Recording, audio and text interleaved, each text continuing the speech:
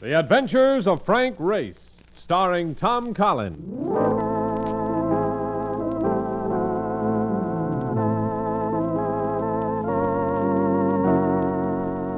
The war changed many things, the face of the earth and the people on it. Before the war, Frank Race worked as an attorney, but he traded his law books for the cloak and dagger of the OSS. And when it was over, his former life was over, too. Adventure had become his business. The Adventures of Frank Race.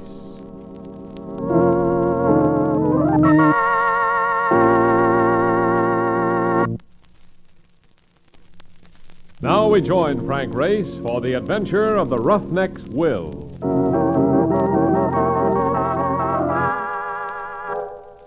Sometime people come back to you through the years. People you used to know or work with. They come in unexpected phone calls or chance meetings on the street of some strange town. And some of them you want to see and some you hope you'll never see again. Jim Fallon was one of the former. We'd gone through law school together, played football together. And one night in 1943, we'd almost died together in a parachute jump behind Rommel's lines. So when Mark Donovan relayed Jim's call to me, I told him to ignore the red lights. I was full of the excitement that always comes from the thought of seeing an old friend or an old flame. There's a layout. Office suite 401 to 416. And look at the names on that door, will you?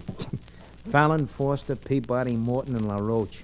Attorneys at law. Yes, Jim Fallon's come a long way, Mark. A guy has to come a long way when he spends every day working till 16 offices. Well, let's go in. No, not in there.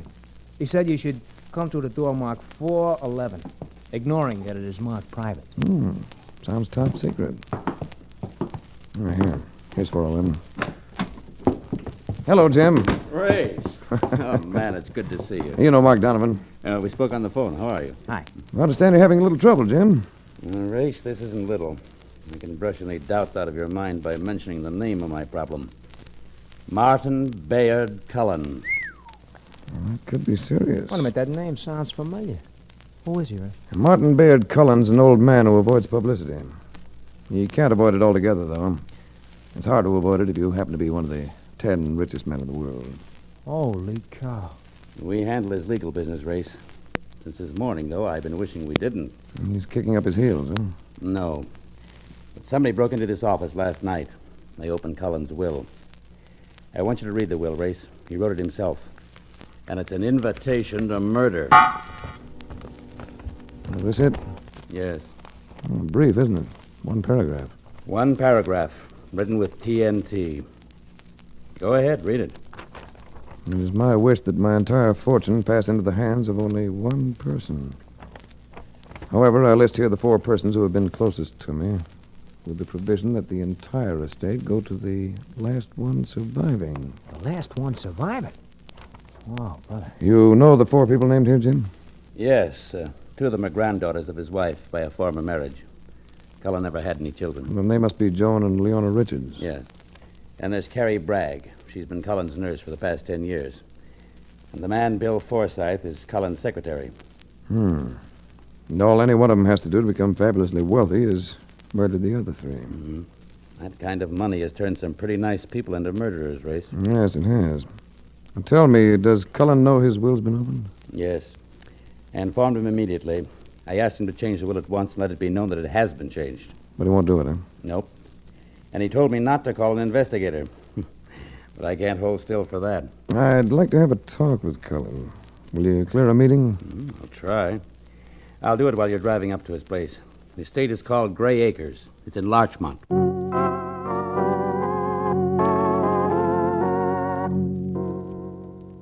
Gray Acres was appropriately named. The house had the grim aspects of a medieval castle, and even the grass and trees seemed colorless and drab, despite the evidence of care. Martin Bayard Cullen matched the general atmosphere. Only his large, dark eyes glittered through a shriveled and pasty skin as he lay propped up by pillows. But when he spoke, his voice belied his 90 years. My orders to Fallon were quite precise. I want no investigation. I let you in so I could tell you that. Now get out. I'm not here in your behalf, Mr. Cullen. I just wanted to see what kind of a man it is who uses his fortune to try to influence murder. Since I'll be the first to be murdered if it does happen, it's still my affair. It's time for your medicine, Mr. Cullen. This is one of my heirs, Race. Or shall we say that Miss Bragg is a candidate? She doesn't seem to be out murdering anybody, but she is giving me medicine to drink. Someday it may not be exactly what the doctor ordered. Isn't that right, Miss Bragg? That's right, Mr. Cullen. She agrees with me, Race. See? Everybody agrees with an old man. Especially when he has millions they may get their claws on. Come on, Mark. Let's get out of here. Yeah, the medicine ain't the only thing that smells in this joint. Well, now there's a sweet old guy. Will you tell me how that prune with the lemon personality get to be rich, huh? Well, he started out as a roughneck on a drilling crew. Oil wildcat is. Now he's loaded. Oil and steel, bonds, stocks, cattle. You name it, he's got it. You seem pretty well informed about the old man, Race. Oh, hello, Forsyth. How'd the interview go? Not too well. You warned me. Hey, look, Forsyth, you're his secretary. Anybody been especially snoopy lately? Only me, frankly.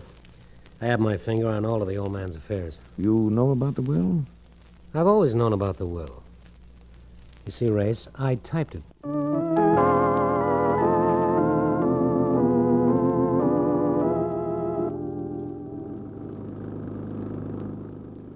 You know, Race, that old guy must be tired of living. And at his age, I can understand him. At his age, a man can be tired of a lot of things, Marcus. But he can also be very determined. Like about what? About not wanting things investigated. There's been a blue convertible perched on our tail since we left the estate. Well, I will lose it, but quick. Now, let's play it the other way. Slow down, come to a stop at that billboard sign. Right.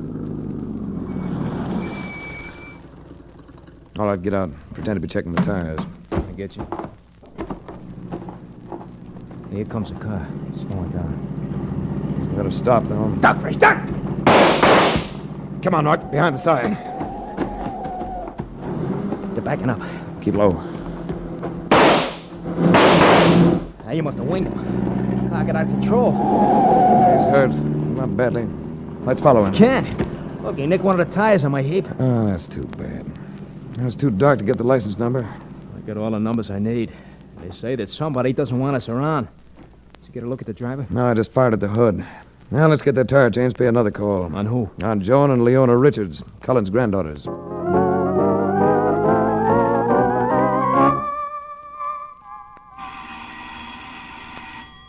Oh, brother. If the Danes which live here are related to that old moneybags, I will bet you we are about to come face to face with a couple of pigs. Remember, Marcus, they're only related by marriage. Yes? Yeah, my name is Frank Race. I'm an investigator working for your grandfather's attorney. Oh, won't you come in? I'm Leona Richards. The hallway was dim, and so was the room. But not so dim that you couldn't see the large eyes. Eyes that could reflect hurt easily. And they looked as though they made a habit of it. Except for that, her face was plain. But something about her said, if I ever come into your arms, you won't want to let me go. I'd offer you a drink or something, Mr. Race, but, well, the household budget won't stretch that far. Oh, I could run down and pick up a fill. Never mind, Mark. If my grandfather sent you to bring me back to Gray Acres, Mr. Race, I won't leave my sister. Saying that doesn't make you happy. I didn't know you'd lived at Gray Acres. We moved out 3 months ago. Why? Because my sister... Because her sister had reasons. And the reasons are nobody's business but mine. Another girl stood in the doorway to the bedroom. She looked like Leona, only she was beautiful, and her eyes were deep and dark, but hard as polished onyx. It was a few seconds before I realized that her left arm was hung in a sling. Joan, this is Mr. Race. I heard everything. What do you want? Your grandfather wrote a will, and some eager beaver opened it, a little ahead of schedule. Light me a cigarette, Lona. All right. The terms of the will might place your life in danger. Your life and your sister's. Suppose you let me worry about that. No, but it doesn't end there. This particular will might also work in reverse and make you the menace. Sounds like Grandpa's up to his old divide-and-conquer tricks. Don't say things about him, Joan, please. I know you're fond of him, but I'm not. Do either of you own a blue convertible? Well, yes, I do. She owns it, and I use it. I see. Now tell me, why the sling? What happened to your arm? I don't think my answer is going to surprise you, Mr. Race. Somebody shot me.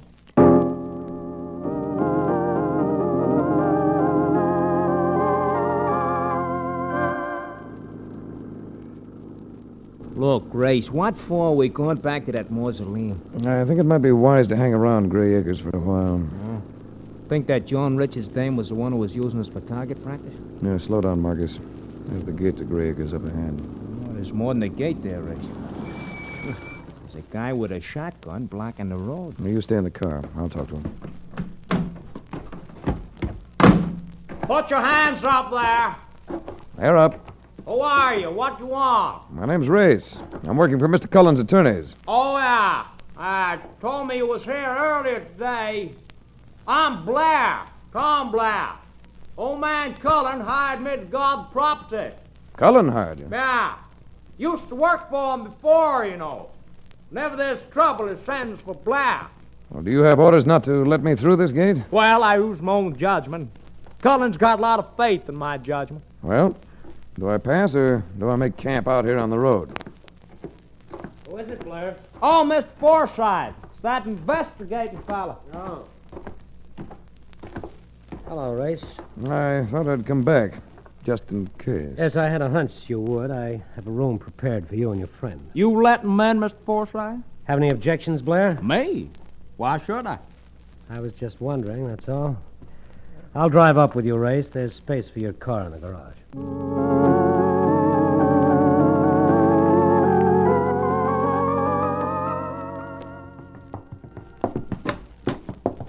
I think you'll be comfortable in here. Holy smokes. Ali Can would be comfortable in this joint. Even without Rita. What a room. Before you go, Forsythe, I've got a question. Fire away. Was Joan Richards here this afternoon when I was here? No, she wasn't. But Leona was. Driving a blue convertible?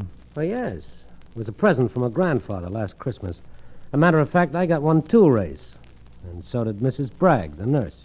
You mean there are three of them? That's right, 3 of them. Good night. 3 convertibles, all identical. I thought about it. And after we turned in, I dreamed about it. Leona had been here, but Joan was the one who had been shot. I twisted fitfully and seemed to doze off finally. Then... Holy cow. Race, what was that? Somebody screamed. Come on.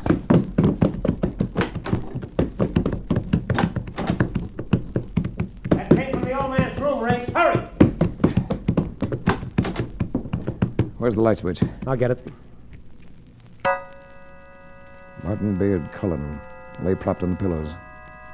His staring eyes fixed right on us, his withered old hands motionless against the white counterpane. It wasn't the stare of death, though. His glittering eyes turned to the far side of the bed. I moved around to see what he was staring at. I needed only one look. She was on the floor in a crumpled heap, her neck very neatly broken. Nurse Carrie Bragg wasn't going to inherit anything. She was dead.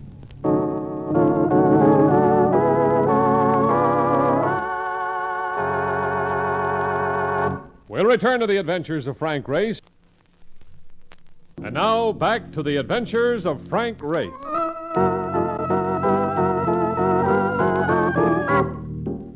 The murder of Nurse Carrie Bragg narrowed the field of Cullen's potential heirs to 3. Leona and Joan Richards and Bill Forsythe. Which meant that 2 more of them had to die before there was any payoff. I sent Mark into town to get a few answers from Jim Fallon at his law office. And I started for a stroll around the grounds when... No telling where the shot had come from. I dived behind a hedge, flushing some birds. I caught a wisp of smoke coming from a clump of trees near the ivy-covered wall. Got off a wild shot in return. Hey! Who's shooting there? You should know. You started it. That you, Race? Yes. Well, this is me here, Blair. I know it wasn't Gregory Peck. You crazy man, what you shooting at me for? I wasn't shooting at you until you tried to pick me off with that rifle. Come out of those trees with your hands up. Man, I wasn't shooting at you. You clipped the top of the hedge as soon as I dove into it. Well, I didn't even say you. I was just shooting the blue jays. Here, I'll come out holding the gun over my head. What makes you so hot about blue jays, Blair? Oh, they're bad, man, bad. Getting the chicken coops, suck the eggs dry, you know. There aren't any chicken coops here. Well, I guess I just got the habit from down home. Maybe yes, maybe no. I think you were trying to scare me, Blair. Oh, now why would I want to do a thing like that? I don't know. But whether it's me or a bunch of innocent birds you're after, take a tip. Make your first shot count the next time you start playing this game. Because next time, I won't miss.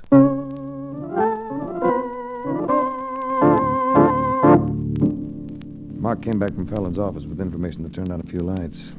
This latest will of Cullen's had been drawn up 3 months before and replaced a more sane and reasonable request that had been properly drawn by the attorneys. The contents of the first will told me it was time to have another chat with Leona and Joan Richards. Please believe me, Mr. Race. I knew nothing at all of my grandfather's will. Either the first one or the new one that's causing all the trouble. His original will left you 1/3 of his estate, and the rest was to go to charity. That doesn't surprise me, Mr. Race. Leona's his favorite. Then you should be interested in the contents of the new will, because they call for action, not orders. You're wasting your time, Mr. Race. I know the contents of the new will, and I didn't have to break into Fallon's office to learn them. I'm going out. Leona likes to answer questions, but I don't. Oh, Ray, she's so stubborn. Suppose something happens to her. Hey, this is no time to break up, baby. I'm sorry. I'm so nervous and upset. Here, let me use my handkerchief. Maybe we can get those eyes pretty again. Let go of me. No.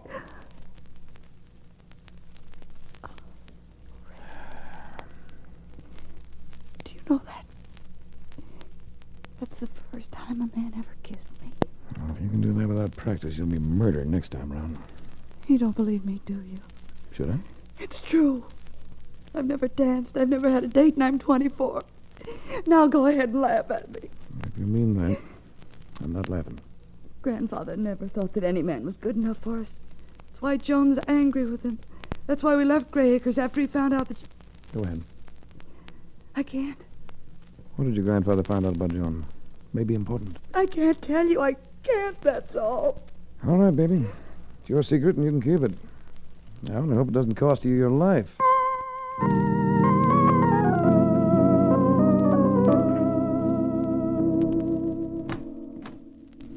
Well, hey, it's about time you got back. Where you been? I've been walking around town, thinking. About a dame, judging by the look on your kisser.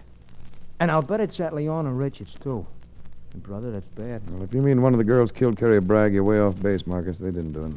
Oh, brother. You got so many stars in your eyes, you can't see them all. The old man's angry with them. He might change a will in the spur of the moment and change it within an hour. They know that. All right, so what? So if either of them intended to latch onto the whole fortune, they'd have killed Cullen first to make sure the will isn't changed. Oh, wait a minute. That makes sense. With that Bragg dame dead, that only leaves one guy. Yes. That leaves Bill Forsythe, Cullen's secretary. Let's go in and have a talk with him. Well, okay. Which is his room? Well, this is the one he came out of last night. Forsythe! Maybe it's in the library. That's where he works, you know. Yeah, we'll see later. Meanwhile, let's have a look around in here. Hey, what are we looking for? I don't really know, Marcus. You go through that bureau, and I'll take the writing desk here. Okay.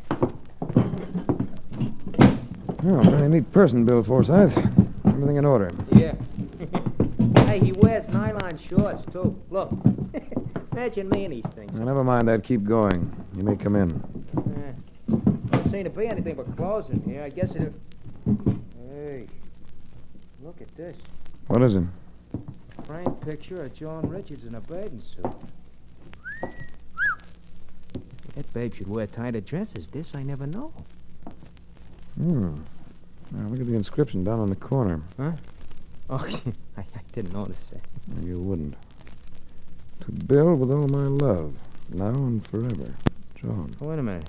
There's something else under the guy's pajamas. A couple of letters. Hey, listen to this. Darling, Miss Bragg says the doctor gave grandfather a sedative. I can meet you tonight, usual place. Is it signed? No. It must be Joan. Put everything back. But does it mean something? It means plenty. Old man Cullum found out about Joan and Bill Forsythe, and he knows that Carrie Bragg was helping them. So he set up the will to start them knocking each other off. I'm afraid that's it. Are you going to look around anymore? I'm just in the closet. I want to find out if Forsyth has any weapons hidden around. You take that one, I'll take this one. Race. Race, come here. What is it? Oh, brother. It's Forsyth. He's been hanged.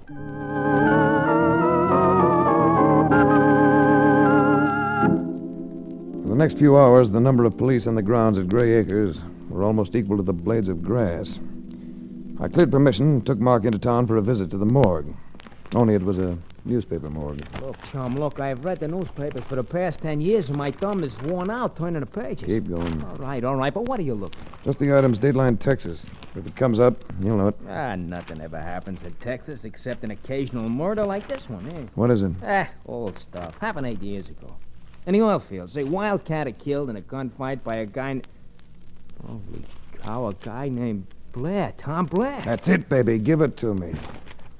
Here, look. A witness said Blair did the shooting and couldn't identify him before the grand jury. No indictment. Yeah, but how could he not recognize a man he knows? He must have been bought off. Look at this. The murdered man had refused to sell Cullen an oil lease, and Blair was in charge of Cullen's drilling operations. Come on. We got to get back to Gray's Acres fast. Hey,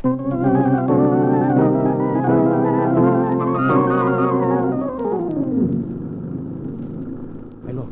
The garage is all lit up. And there's Blair and one of the maids. Yeah, we're carrying somebody. Hurry.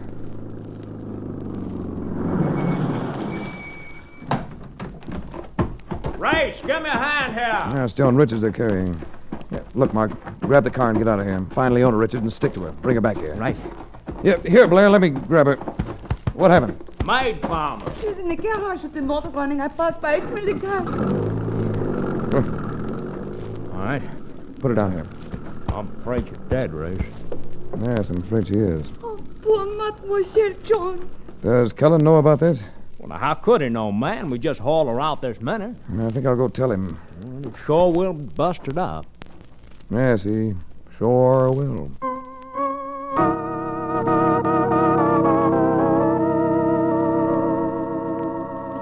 Cullen seemed never to sleep.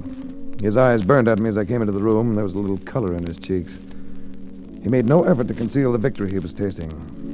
If I had things figured right, though, I had one ace. The fifth ace in the deck. The Joker.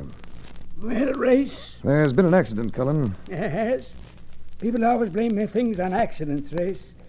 Usually things that happen are planned to happen. Didn't anybody ever tell you that? One of your granddaughters is dead, Cullen. This time I know it was an accident, a mistake. Because the wrong girl got killed. The wrong girl? Yes. It wasn't Joan, Cullen. Leona is dead. His eyes went wild, and the veins at the side of his neck thickened, and a flood of red spread across his cheeks. He drooled at the corner of his mouth, and then he screamed, Blair! Blair! I'm here, Mr. Cullen. Leona! I told you not to hurt Leona. You were supposed to kill Joan and the others. Shut up, you old fool. That's all I wanted, Cullen. He did kill Joan. Leona's safe. Oh, Leona. Leona. I'm afraid you've been too smart, Ray. He moved toward me, a drilling roughneck, squat and solid. I fought tough men, but not as tough as this one. His hands were as hard as a diamond drill. I'm going to freak you. I had to keep him off, but no matter how hard I hit him, he kept closing in. I finally got his hands on my throat. Now, Race, I won't kill you. Struggled and twisted, but it was no good. Suddenly, I got tired and blacked out.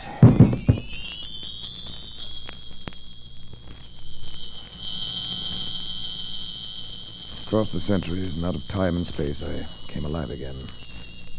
I didn't know whether I was in this world or the next, because the dead eyes of Martin Bayard Cullen stared down at me from where he had slumped across the edge of the bed, seized with a final heart attack. But then I heard a welcome voice that belonged to the living. Come on, you ain't dead. Wake up, will you? Hi, Mark. Hi. What a skull that Blair has got. Look, I bent me end wrench when I whacked him with it. Yeah. You couldn't have gone all the way back into town and come back. No. You see, I got to thinking, and I turned around, see. I figured the Blair was the heavy, so how could Leona get hurt if he was here? I figured the old man was using the will to cover his own dirty work. That's Very astute reasoning, Mark. Yeah, I thought so. I called the cops while you was out, and Leona called here. I told her the whole story, and she wants to see you. Oh, that's good, Marcus. Very good. Because I want to see her, too. She'll be one of the richest girls in the world when Cullen's will goes to probate. And her education's been woefully neglected.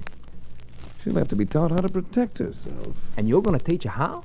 I ain't gonna be shooting blue jays, boy.